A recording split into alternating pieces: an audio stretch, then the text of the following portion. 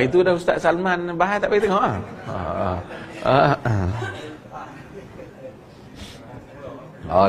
Panjang cerita. Ilmu Allah di mana-mana. Wa huwa ma'akum aina ma kuntum. Allah tu bersama kamu di mana saja kamu berada. Ilmu Allah. Tak boleh kata Allah di mana-mana.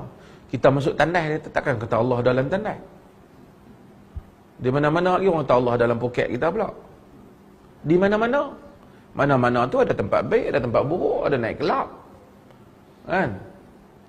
Na'udzubillah, ada juga tandas. Kan?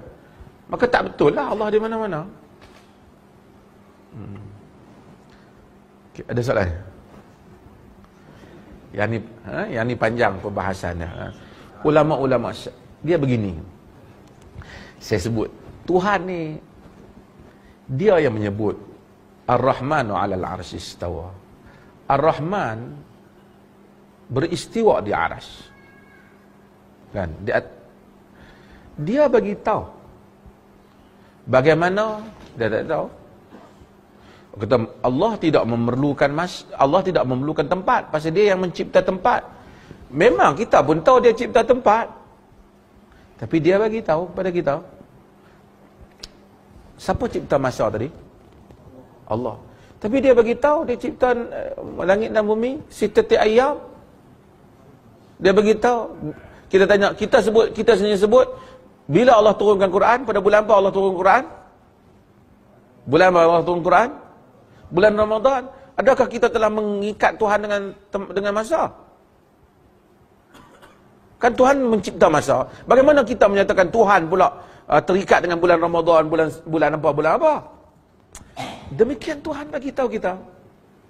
Bagaimana dia telah mengikat hal itu, padahal dia tidak memerlukan itu, dengan segala kebesarannya. Demikian juga soal tempat dan seumpamanya. Puak-puak ni, dia tak ada kerja, dia duduk bahas yang tu je. Allah wujud bila makan. Dia tak tahu rakyat lah tak ada makan, barang naik.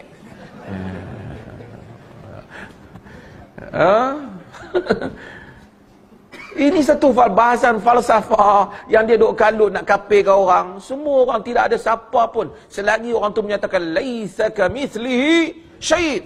Allah Taala tak sama dengan apa. Tapi oleh kerana kita nak fikir tak larat tentang Tuhan ni, dia kata dia menurunkan Quran, dia cipta Adam sebelum dia cipta Nuh, maka dia cipta Adam sebelum dia cipta Nuh. Dia hantar Adam sebelum Nuh. Kita terima dia hantar, padahal dia sebelum, selepas, dia tak terikat dengan sebelum dan terlepas. Kerana dia pencipta masa. Hak duk tolong ikut kat bawah, dia pun takkan faham sangat pun. Dia pun Allah wujud bila makan. Masalah sungguh dengan makan ni. Jadi Allah Jalla wa'ala disifatkan. Dan dia jadikan kita fitrah. Bila orang nak berdoa, dia tak pergi doa kot lubang-lubang tiang di mana-mana ada. Dengan sendirinya, dia mengangkat tangan. Ulu Allah Jalla wa'ala.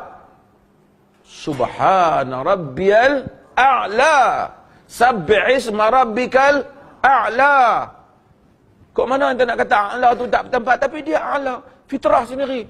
Ya Allah. Apabila insan mencari Tuhan, dia mendongak ke langit, dia tak selam muka dia dalam laut. Ada faham ke daripada? Kita bagaimana layak dengan kebesaran? Kita tak mengikat Tuhan, tapi demikian Tuhan menceritakan kepada kita. Kita hanya menyubut balik apa yang dia kata.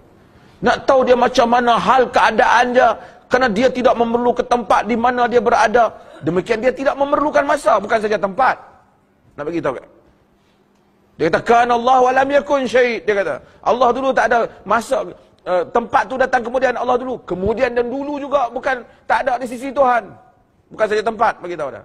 Tapi wa huwal awwalu wal akhiru. Tapi puak-puak tu, dia tak ada kerja dah. Hak tu dia bahas.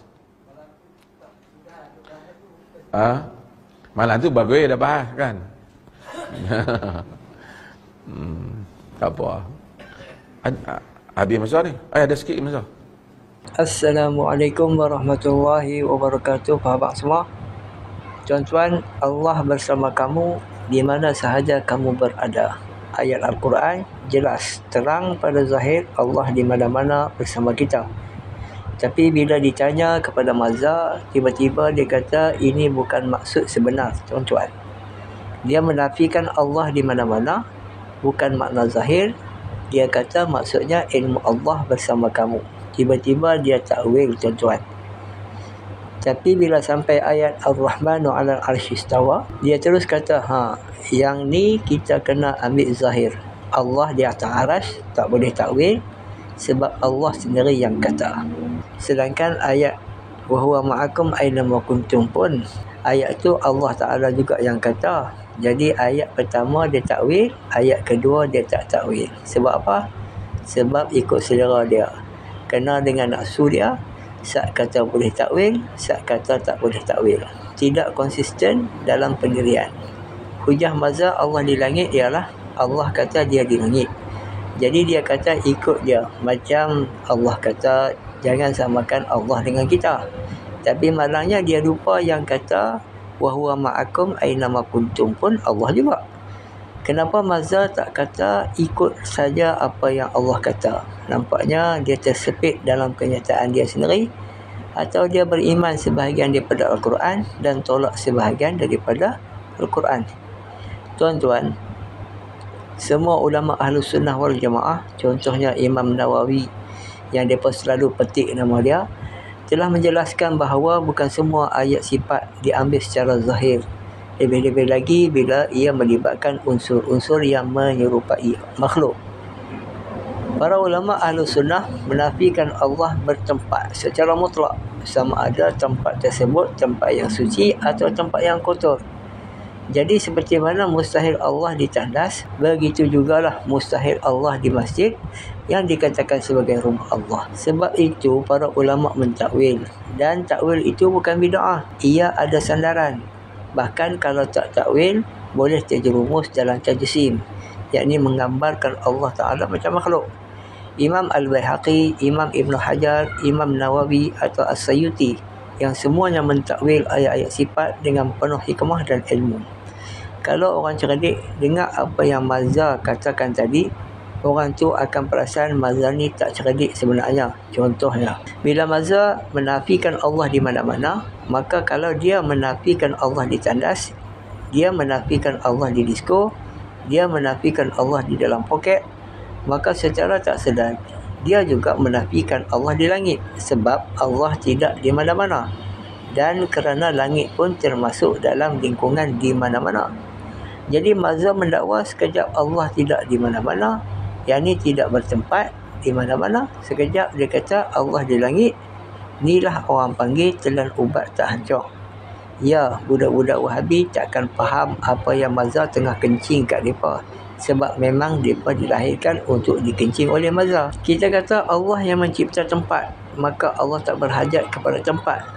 Jadi mazhab jawab, kita pun kata Allah yang cipta tempat, tapi Allah bagi tahu kita dia di langit. Macam mana, bagaimana, kita tak tahu. Jadi kita jawab, kalau macam tu tak salah kalau kita kata Allah di mana-mana, sebab Allah yang bagi tahu. Macam mana, bagaimana, kita tak tahu. Jadi hujah yang mazhab bagi tu tidak konsisten. Sekejap boleh pakai, sekejap tak boleh pakai dalam masalah yang sama. Ini hujah orang telan ubat tak hancur. Kemudian mazhab kiaskan dengan ciptaan masa. Mazhab kata, seperti mana tempat Allah yang cipta, begitu juga masa Allah yang cipta. Allah mengikat diri dia dengan masa, seperti mencipta langit dan bumi selama 6 hari, menurunkan Al-Quran pada bulan Ramadan dan lain-lain. Adakah Allah berhajat kepada masa? Tapi dia yang bagi tahu, dia mengikat dengan kebesarannya. Ni pun hujah orang telah ubat tak hancur. Dia macam ni. Allah mencipta langit dan bumi selama 6 hari, atau menurunkan Quran pada bulan Ramadan, atau mencipta Nabi Adam sebelum Nabi Nuh, bukan bermakna dia berhajat kepada masa.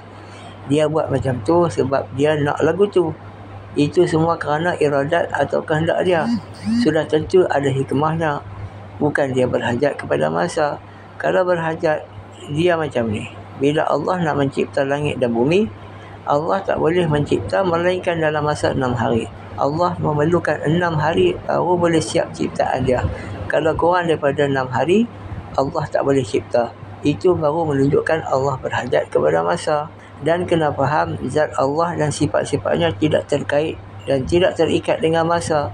Yang boleh dikaitkan dengan masa ialah takluk sifat kudrat yang tanjizi hadis, iaitu menjadi atau mencipta.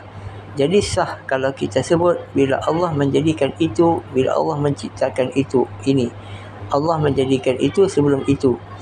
Jadi tempat tak boleh dikiaskan dengan masa, sebab kalau Allah bertempat, dia akan berkait dengan zat Allah. Sedangkan masa berkait dengan perbuatan Allah, bukan berkait dengan zat Allah. Kemudian mazhab kata fitrah manusia bila berdoa akan menghadap ke langit. Itu menunjukkan Allah di langit. Kita kata adakah Allah di dalam Kaabah? Kerana kita sembahyang menghadap ke Kaabah. Ini kias orang yang telah ubat tak hancur. Doa kiblatnya di langit, adapun solat kiblatnya di Kaabah. Ini soal kiblat, bukan hujah keberadaan Allah di mana. Last sekali, biasalah terlalu ubat tak hancur kan. Dia kata kita ni tak ada kerja, duk bahas Allah mawjud bila makan. Dia kata kita tak tahu rakyat tak makan barang naik. Dia duk serabut, tak boleh nak jawab kemas. Dia konon sikit, bagi lari tajuk, dia buat lawak bodoh.